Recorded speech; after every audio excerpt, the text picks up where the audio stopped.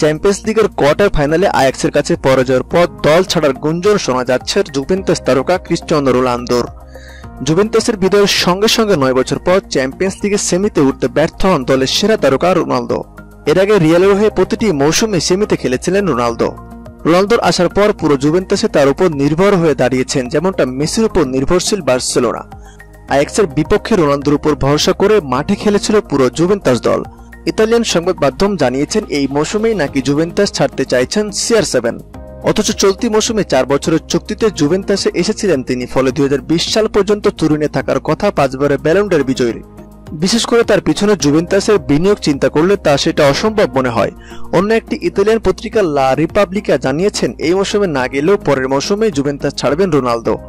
চুক্তির শেষ পর্যন্ত রোনালদো জুভেন্টাসে থাকার সম্ভাবনা নেই, পরের মৌসুমে হয়তো ইতালিতে তার শেষ মৌসুম। রোনালদোর পিছনে 300 মিলিয়ন ইউরোর বেশি বিনিয়োগ করেছে জুভেন্টাস। এখন এই ধরনের সংবাদ দুশ্চিন্তায় পড়তেই পারেন তুরিনে। ঘরোয়া লিগে জুবিরা ফুটবলে শাসন করলেও ইউরোপিয়ান মঞ্চে সাফল্য দেখা পাচ্ছে না। সর্বশেষ 4 মৌসুমের মধ্যে দুবার চ্যাম্পিয়ন্স লিগের ফাইনালে উঠেও শিরোপা জিততে পারেনি। সে দুইবারে জুবিরা হারে স্পেনের 2 জায়ান্ট বার্সেলোনা ও রিয়াল মাদ্রিদের কাছে। তাই তো চ্যাম্পিয়ন্স লিগকে সামনে রেখে রোনালদোকে কিনেছিল তুরিনের বুড়িরা।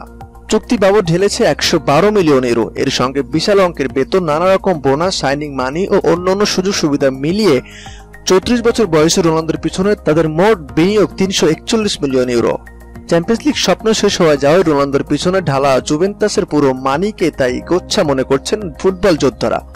কথাটা এক অর্থে ঠিকই, কারণ শুধুমাত্র এই চ্যাম্পিয়ন্স লিগের জন্য রোনালদোকে কিনেছিল তারা। এদিকে টুর্নামেন্ট থেকে ছিটকে যাওয়ার পর মাঠেই কান্নায় ভেঙে পড়েন রোনালদো। খেলা জগতের সব ইম্পর্টেন্ট খবরগুলো পেতে আমাদের চ্যানেলটি সাবস্ক্রাইব করে পাশে থাকা বেল আইকনটি বাজিয়ে দিন। ধন্যবাদ।